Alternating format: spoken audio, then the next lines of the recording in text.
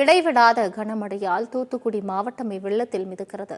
தூத்துக்குடியின் நிலைமை தற்பொழுது எப்படி இருக்கிறது? களத்திலிருந்து நமது செய்தியாளர் ராஜா சலமன் தரும் தகவல்களை கேட்கலாம். வணக்கம். தூத்துக்குடியிலிருந்து இன்னைக்கு வரலாறு காணாத ஒரு மழை பெய்து கொண்டிருக்கின்றது. 2 நாட்களாக தொடர்ந்து மழை பெய்து கொண்டிருக்கின்றது. 150 வருட காலமாக இந்த மழை இதுவரைக்கும் பெய்யாத ஒரு மழை இப்பொழுது பெய்து கொண்டிருக்கிறது. இந்த 2 நாட்கள் மழையிலான தூத்துக்குடி மக்களோட இயல்பு வாழ்க்கையை முழுவதுமாக பாதிக்கப்பட்டுள்ளது. தூத்துக்குடியில் பாத்தீங்கன்னா, தூத்துக்குடியிலிருந்து மதுரை நோக்கி செல்லக்கூடிய, அதாவது புதூர் பாண்டியாபுரம், அதாவது டோல்கேட்டில் இருந்து மதுரைக்கு செல்லக்கூடிய அந்த குறுக்கு சாலை அந்த பகுதிக்கு செல்லக்கூடிய வழியில் பார்த்தீங்கன்னா முழுவதுமாக தண்ணீர் ஓட்டப்படாரம் போன்ற பகுதிகளில் இருந்து வெள்ளப்பெருக்கு ஏற்பட்டு அந்த வெள்ளப்பெருக்கானது ரோட்டினுடைய இடது பக்கம் ரோடு முழுவதுமாக முங்கி இடது பக்கம் வலது பக்கத்திற்கே வந்து கொண்டிருக்கின்றன. இந்த ஒரு வழி பாதை முழுவதுமாக தண்ணீர் நிரம்பிவிட்டதால் அந்த ஒரு வழி பாதையில் தண்ணீர் பஸ்களை வாகனங்களை எதுவுமே அனுப்பாமல் இந்த இடது பக்கமாக அனுப்பி கொண்டிருக்கின்றார்கள். இப்பொழுது அதைத் தொடர்ந்து பார்த்தீங்கன்னா புதூர் பாண்டியாபுரத்தில் இருந்து தூத்துக்குடி நோக்கி வரக்கூடிய அந்த பாலத்திலையும் பார்த்தீங்கன்னா அந்த பாலத்து வழியாக தண்ணீர் அனைத்தும் வந்து கொண்டிருக்கிறது.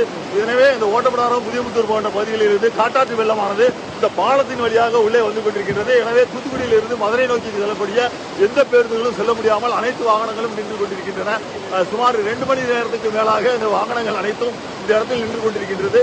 எங்கேயும் செல்ல முடியவில்லை. இதுபோல பார்த்தீங்கன்னா தூத்துக்குடியில் இருந்து திருச்செந்தூர், அதாவது திருச்செந்தூரில் இருந்து தூத்துக்குடி நோக்கி வரக்கூடிய அந்த பகுதியிலும் கீரனூர் என்ற பகுதி, அதாவது ஆறுமணியரை கெமிக்கல் அருகே கீரனூர் என்ற பகுதியிலையும் தாழ்பாலம் உள்ளது.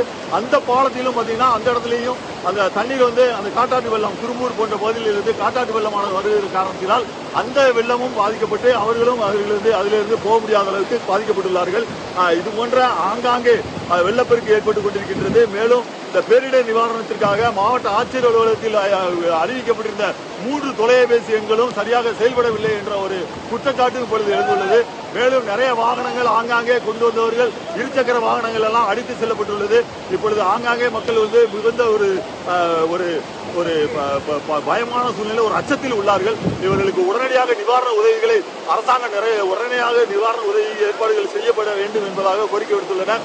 உடனடியாக இந்த மழையை நாம் நிறுத்த முடியாது. மழையில் இருந்து தப்புவதற்கான வழிகளை அரசாங்கம் உடனடியாக செய்து கொடுக்க வேண்டும் என்றுதான் இந்த மக்களுடைய கோரிக்கையாக உள்ளது.